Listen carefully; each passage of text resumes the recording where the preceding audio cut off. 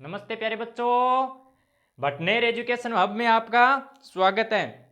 और उम्मीद है आपने पीछे वाला पूरे का पूरा क्या कर लिया होगा, कवर कर लिया होगा, अच्छे से आपने पढ़ लिया होगा, अच्छे से समझ लिया होगा। और आज अपन अध्याय 6 भू आकृतिक प्रक्रियाओं का भाग 2 और ये भाग लास्ट भाग होने वाला है, ये पढ़ने वाले हैं। इसके बाद आपके अध्याय 5 पूरे हो जाएंगे। एक अपन ने जो 5वां अध्याय खनिज और शैलें वो आपका कटा हुआ था, लेकिन अपन ने कर दिया। वो पुरानी एनसीईआरटी में था, हमने उतना देखा नहीं तो हमने उसको पढ़ा दिया। आप भी हो सके तो वो वीडियो देख लेना, क्योंकि अब 11वीं में नहीं ना तो वो काम तो आएंगे, वो आगे वाले अध्यायों को लिंक करने में काम आएंगे। और इतना कोई मुश्किल है नहीं, एक बार उसको सुन लेना। नोट्स बनाने के आप टाल कर दिया, बिन राम सुन लिया, नोट्स बिना नाम बनाया। ठीक है, आज आप पढ़ांगा अन्नाछादन प्रक्रिया। अन्नाछादन प्रक्रिया कितना प्रकार की है? तो अन्नाछादन प्रक्रिया 3 प्रकार की है। कौन सी है? अपक्षय, बृहत संचलन और अपर्दन। किसी प्रक्रिया कितना प्रकार की है? कौन सी? अन्नाछादन प्रक्रिया। तो कितना प्रकार की है? 3 प्रकार की है। अपक्षय, बृहत सरण और अपर्दन। अपक्षय क्या है? जगह एक ही स्थान पर चट्टानों में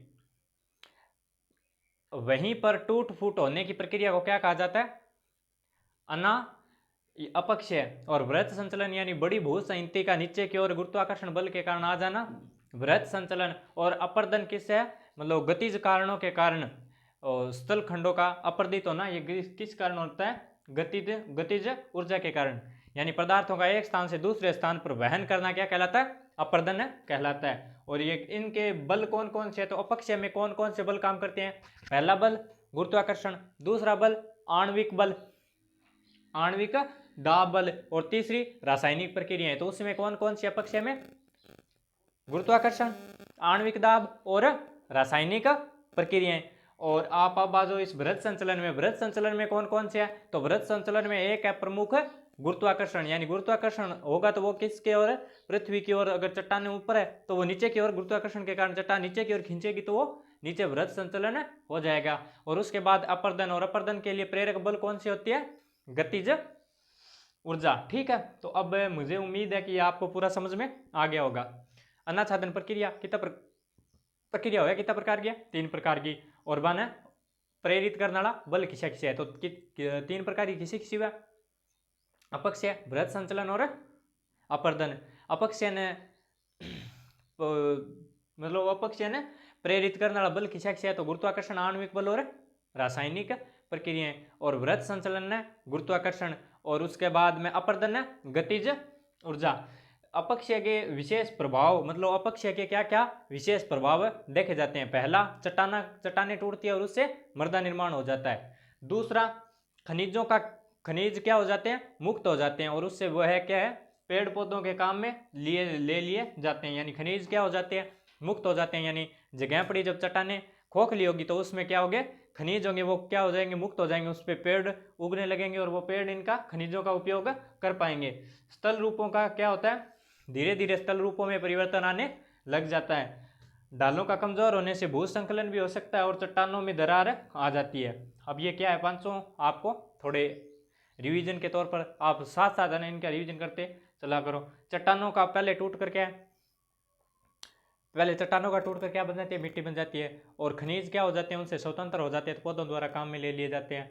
और फिर स्थल रूपों का धीरे धीरे विकास होता है। और ढाल होती है तो उसमें चटकन की वजह से क्या होता है? वृहत संचलन हो सकता है, और उस चट्टान में क्या आ जाती है? दरारें आ जाती है। अपक्षय का महत्व क्या है? तो एक तो पहला मृदा निर्माण, दूसरा खनिज इससे अलग हो जाते हैं तो खनिजों को संसाधनों के रूप में उपयोग किया जा सकता है, और स्थलाकृतियों के विकास में ये योगदान देते हैं। ठीक है, तो अब अपन आते हैं भू संकलन पर। भू संकलन क्या है? एक बड़ी सारी भू संयुक्ति का नीचे की ओर खिसक जाना क्या कहलाता है? भू संकलन कहलाता है। और ये होता किस कारण है? गुरुत्वाकर्षण बल के कारण, गुरुत्व के कारण मिट्टी का नीचे की ओर खिसकना। ठीक है,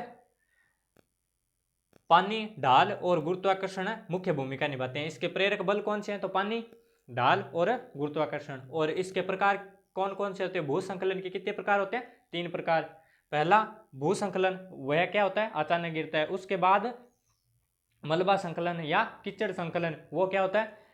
अचानक, तो उत्तर अचानक भू संकलन और ये मृदा प्रवाह के बीच की स्पीड यानी गति से नीचे की ओर आता है। और मृदा प्रवाह सबसे धीरे धीरे मृदा का नीचे की ओर बहना क्या कहलाता है? मृदा प्रवाह। तो अब भू संकलन कितने प्रकार हैं? 3 प्रकार। भू संकलन, कीचड़ कीचड़ प्रवाह और मृदा प्रवाह। फिर मृदा निर्माण की अपन प्रक्रिया जानने वाले हैं कि मृदा कैसे बनती है। अपन जिस मृदा में हल जोतते हैं या अनाज पैदा करते हैं उस मृदा का इतिहास क्या है, मतलब वो कैसे बनी, किन किन तत्वों से बनी, उसमें क्या क्या प्रक्रियाएं शामिल होती है, तो उनको अपन देखने वाले। मृदा निर्माण की प्रक्रिया, तो इसमें आप पहला तो यही देखोगे कि मृदा कैसे बनती है। तो अपक्षय यानी चट्टानें जब टूटती है, असंगठित चट्टानों को क्या कहा जाता है? मृदा कहा जाता है। अगर शॉर्ट में परिभाषा है कि मृदा किसे कहते हैं, तो असंगठित चट्टानों को क्या कहा जाता है? मृदा कहा जाता है। तो मृदा निर्माण की प्रक्रिया में क्या भूमिका निभाएगी? अपक्षय। और उसमें जो जैव पदार्थ है वो उसमें मिल जाएंगे तो क्या हो जाएगी? मृदा उपजाऊ हो जाएगी। तो अपक्षय और जैविक क्रिया, अपक्षय और जैविक क्रियाओं के माध्यम से मृदा का निर्माण होता है। ठीक है। अब अपक्षय, अपन हमने अपक्षय पढ़ा था पीछे, कितने प्रकार का अपक्षय पढ़ा था? आपको याद होगा कितने प्रकार था? 3 प्रकार का। कौन कौन सा? भौतिक, रासायनिक और जैविक अपक्षय। भौतिक अपक्षय, रासायनिक अपक्षय और जैविक अपक्षय। ठीक है। और भौतिक में कौन कौन से थे? ताप परिवर्तन और हवा। और ताप परिवर्तन या हवा द्वारा क्या आता है? सेलों में परिवर्तन आ जाता है। रासायनिक में रासायनिक क्रियाओं से सेलों में परिवर्तन आ जाता है। और जैविक में जीवों की गतिविधियों के द्वारा या पेड़ पौधों की गतिविधियों के द्वारा क्या आता है? चट्टानों में परिवर्तन आ जाता है। ठीक है। और जैविक पदार्थ जब मृदा में संचलन हो जाता है, उसका संचय हो जाता है, यानी उसके ऊपर कोई पेड़ उगा और उस पेड़ की पत्तियां क्या होगी? जमीन पर गिरी, तो जमीन पर गिरी तो जमीन में उस मिट्टी में क्या हो जाएगी? वे पत्तियां मिल जाएगी। तो उस मिट्टी की उत्पादकता है वो क्या हो जाएगी? बढ़ जाएगी। उनमें ह्यूमस की मात्रा होगी वो बढ़ जाएगी। तो ये मृदा निर्माण की प्रक्रिया आपको समझ में आ गई होगी। इसमें प्रमुख कौन है? अपक्षय और जैविक पदार्थों का मिलना। अपक्षय कितने प्रकार का होता है? 3 प्रकार का।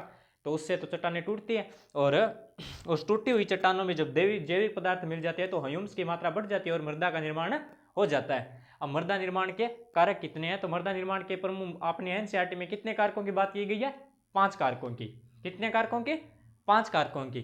और इन 5 कारकों को अपन देखने वाले। पहला कौन सा? अपना जलवायु। अब जलवायु में अपन क्या क्या शामिल करते थे? आधारभूत अपन कक्षा में एक बार उसको देखा था कि ताप, दाब और वायु। ताप, दाब और आर्द्रता, इसको अपन किस में शामिल करते हैं? जलवायु में। ताप, दाब और आर्द्रता। जहां तापमान ज्यादा होगा तो वहां क्या होगी? चट्टानें फैलेगी और जब तापमान कम होगा तो चट्टानें सिकुड़ेगी। तो उससे क्या होगा? मृदाओं में चटकन आएगी और उससे अपक्षय होगा। अपक्षय से फिर मृदा निर्माण होना शुरू हो जाएगा। और जहां आर्द्रता अधिक होगी,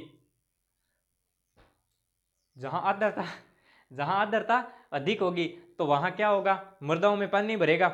जहां आर्द्रता अधिक होगी तो उसमें क्या होगा? मृदाओं में भी आर्द्रता बनी रहेगी। और अगर चट्टान होगी वहां तो उसमें पानी भरेगा और जब वो पानी ठंडा होगा तो बर्फ बनेगी तो क्या होगा? चट्टान चौड़ी हो जाएगी। यानी बर्फ ज्यादा स्थान घेरती है तो वो चट्टान क्या होगी? चौड़ी हो जाएगी। उससे चट्टान में दरार आ जाएगी। तो वहां मृदा निर्माण में वह भी मुख्य भूमिका निभाती है। इसमें अपन ने उदाहरण के द्वारा देखा है कि गर्मी में तेजी से अपक्षय होता है। अगर गर्म क्षेत्र है तो वहां अपक्षय क्या होगा? तेजी से होगा। जलवायु भी किसको? मृदा निर्माण का एक प्रमुख कारक है। उसके बाद मूल चट्टान यानी वह मृदा कहाँ बन रही है, वहां पहले जो चट्टान थी उसकी प्रकृति क्या थी।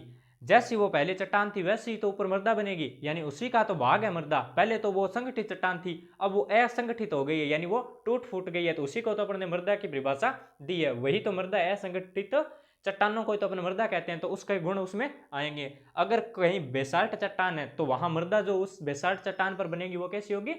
काली मृदा उस पर बनेगी। ठीक है। फिर अपन देखते हैं स्थलाकृतियों में अपन ने पढ़ा था पहले, आधारभूत कक्षाओं में अपन ने किया था। तो उसमें क्या किया था?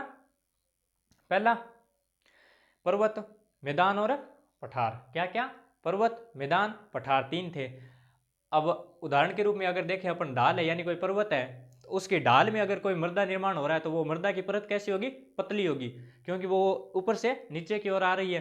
तो मृदा है वो नीचे आकर के इकट्ठी हो जाएगी, ना कि उस ढाल में होगी। तो उस ढाल में जो परत होगी वो क्या होगी? पतली होगी। और अगर मैदान में कोई मृदा की परत है तो वो क्या होगी? मोटी परत इसकी मृदा की होगी। फिर ठीक है। फिर जीव जंतु और पेड़ पौधे। जिस क्षेत्र में जीव जंतु और पेड़ पौधे ज्यादा पाए जाएंगे तो वहां क्या होंगे? वो एक समय अवधि के बाद क्या होंगे? जीव जंतु मर जाएंगे और नए पैदा मतलब नए और जन्म ले लेंगे और वो मृत हो जाएंगे। और पेड़ पौधे भी क्या होंगे, समय के साथ अपनी पत्तियां गिराते रहते हैं और नई पत्तियां आती रहती है। तो वहां की मृदा में क्या होंगे, ह्यूम्स की मात्रा बढ़ जाएगी और वो क्या हो जाएगी, उपजाऊ हो जाएगी। तो यह भी एक प्रमुख कारक की भूमिका निभाता है। और उसके बाद समय, मृदा को बनने में कितने हजारों साल लगते हैं, हजारों लाखों साल मृदा को बनने में लगते हैं। और मृदा जितनी अधिक पुरानी होगी उतनी अधिक उपजाऊ होगी, मृदा जितनी अधिक पुरानी होगी उतनी ही अधिक उपजाऊ होगी। उसके बाद आप इस तथ्य को जरूर जरूर याद रखना कि अपन ने पीछे पढ़ा था पेंट्रोलॉजी, वह क्या था, खनिजों का विज्ञान, और ये अपना पेंडोलॉजी, तो ये क्या है, मृदा का विज्ञान। पेंट्रोलॉजी क्या था, खनिजों या सेलों का विज्ञान, अपन ने अध्याय 5 में पढ़ा था, जो अब आपके लेसन से मतलब अब आपके सिलेबस से वो हट गया अध्याय। जब हम पढ़ते थे कक्षा 11 में तब वो लगता था, लेकिन अब हट गया है। अब आपके क्या है कि पेडोलॉजी, और पेडोलॉजी किसे कहते हैं, तो मृदा के विज्ञान को पेडोलॉजी कहा जाता है। अब मुझे उम्मीद है ये पूरा बोर्ड आपको समझ में आ गया होगा, इसी के साथ आपको पूरा अध्याय भी समझ में आ गया होगा। आज अपन ने क्या किया, अनाच्छादन प्रक्रिया। अनाच्छादन प्रक्रिया कितने प्रकार की थी, अब आप साथ साथ बोलते जाओ। मेरे आपके पास कोई रूम में बैठा है ना, तो उसको बैठा रहने दो, या आप दूसरे रूम में आ जाओ, अपना साथ साथ हो रहेंगे तो क्या होगा, याद हो जाएगा। ठीक है, तो अनाच्छादन प्रक्रियाएं, कोई पास बैठा है तो बोलते रहो, वो क्या है आपके देखेगा, देख लेगा क्या है, वो कहेगा एक बार ऐसे कहेगा गूंगा हो गया अपने आप ही बोल रहा है अकेला ही रूम में। तो आ जाओ फिर दोहराते हैं अपन। अनाच्छादन प्रक्रियाएं कितने प्रकार की होती है, 3 प्रकार की। पहली अपक्षय, वृत्त संचलन और अपर्दन। अपक्षय को प्रेरित करने वाले बल कौन कौन से हैं, तो पहला बल क्या है, कौन सा है, गुरुत्वाकर्षण, दूसरा आणविक दाब, तीसरा रासायनिक क्रियाएं।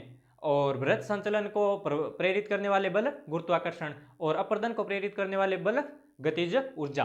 फिर उसके बाद क्या आते हैं अपने अपक्षय के प्रभाव पर आते हैं। तो अपक्षय का क्या प्रभाव पड़ता है, जब चट्टानें टूटती है तो क्या होता है, मृदा का निर्माण हो जाता है, और जब चट्टानें टूटती है तो खनिज क्या होते हैं, उससे स्वतंत्र हो जाते हैं, और पेड़ पौधों के द्वारा उसका उपयोग किया जा सकता है। और स्थलाकृतियों का धीरे धीरे परिवर्तन होता जाता है, स्थल रूपों में क्या होता है, इससे धीरे धीरे परिवर्तन होता रहता है। ढालें कमजोर होती है, उससे भूसंकलन आ सकता है, और चट्टाने में क्या आ सकती है, इससे दरारें आ सकती है। फिर इसका क्या देखते हैं अपन, महत्व को देखते हैं। तो महत्व क्या है, पहला मृदा निर्माण में सहायक है, दूसरा खनिजों को संसाधन के रूप में अपन उपयोग कर सके इसमें सहायक है, और तीसरा स्थलाकृतियों के विकास में योगदान देता है। 3 प्रमुख इसके महत्व है, मृदा निर्माण, और खनिजों को अपन संसाधनों के रूप में उपयोग ले सके, और स्थलाकृतियों के निर्माण में। उसके बाद अपन क्या देखते हैं, वृहत भू संकलन।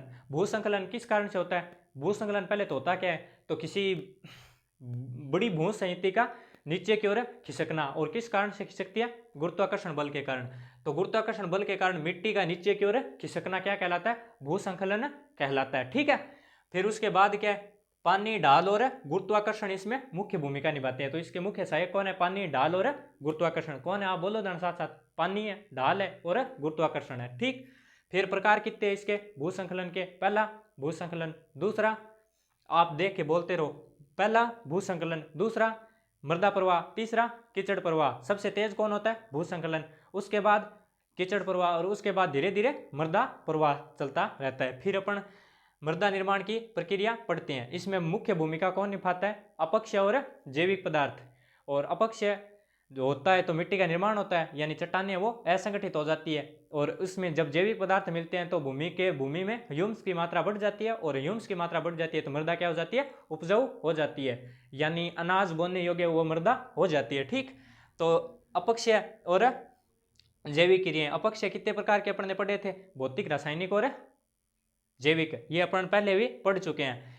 तो भौतिक अपक्षय में ताप, दाब, इनका हवाओं का इनका प्रभाव रहता है, और जैविक अपक्षय में पेड़ पौधों एवं जीवों का, और रासायनिक अपक्षय में रासायनिक क्रियाओं का प्रभाव रहता है। उसके बाद जैविक पदार्थों का संचलन, सूखे जैविक पदार्थों में सूखे पेड़ पौधों के पत्ते, और किसी जीव की मृत्यु हो गई तो उसके अवशेष जब मिट्टी में मिल जाते हैं तो उसका क्या होता है, ह्यूम्स की मात्रा बढ़ जाती है, और अच्छे उसमें पौधे फिर उगते हैं। ठीक है, यानी अच्छी मृदा का निर्माण हो जाता है। फिर मृदा निर्माण के कारक कितने हैं, 5, कौन कौन से हैं, पहला जलवायु, दूसरा मूल चट्टान, तीसरा स्थलाकृति, चौथा जैविक कारक यानी जीव जंतु और पेड़ पौधे, 5वां समय।